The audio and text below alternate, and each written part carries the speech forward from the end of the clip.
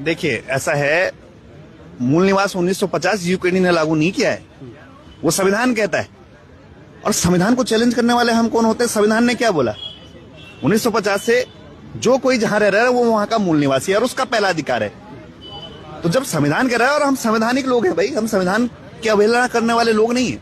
हम वही कह रहे हैं कि जो भी रह रहा है 1950 से यहाँ पर, पहला अधिकार नौकरी पे उसका है। जिस तरह महाराष्ट्र में आप जाएंगे तो मराठी को पहला अधिकार मिलता है, पंजाब में जाएंगे तो पंजाबी को पहला अधिकार मिलता है, ठीक उसी तरह उत्तराखंड में इस परिधि में रहने वाला 1950 से पूर्व, चाहे वो किसी जाति रंग धर्म का है, वो यहाँ का मूल निवासी है। और हम उसके अधिकार की बात हमेशा से 1979 से करते हुए आए हैं।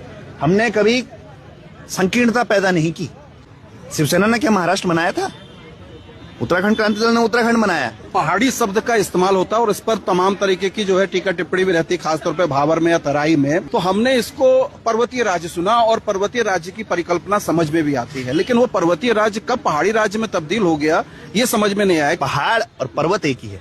अब आप इसको पहाड़ी राज्य बोलो, पर्वतीय राज्य बोलो या हिमालय राज्य बोलो, मैं जहां जाऊंगा मेरा समाज है, मेरे लोग हैं, सब मेरे अपने। अब ये मुझे स्वीकारे ना स्वीकारे, मैं इन्हें स्वीकारता हूँ। कभी कोई दुख आएगा, तकलीफ आएगी भाई। जब हम लड़ाई लड़ते हैं अस्पताल की, या जब मकान का चिन्हीकरण हो जाता है, कुछ हो जाता है, तब हम क्या पूछते हैं?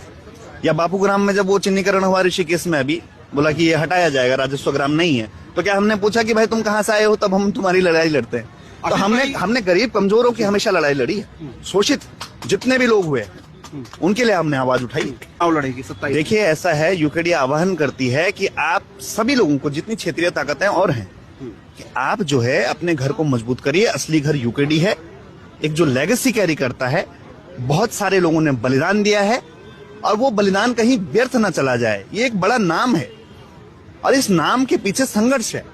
उस संघर्ष की इज्जत करते हुए, उन शहीदों को नमन करते हुए पहले उत्तराखंड क्रांति दल को मजबूत करिए। और राष्ट्रीय दलों का कोई चरित्र नहीं है। क्षेत्रीय पार्टियों के साथ गठबंधन कर रही है ना? वही कह रहा हूँ, राष्ट्रीय दलों का कोई चरित्र नहीं है।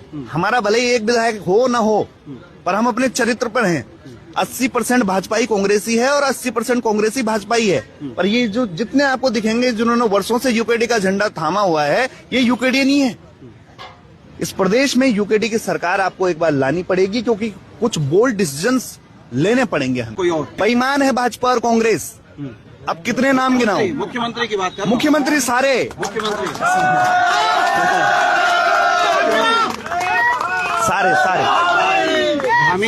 धामी जी के साथ 36 का आंकड़ा आपका देखा जाता है। देखिए, धामी जी तो चरम पर है। हाँ। है ना?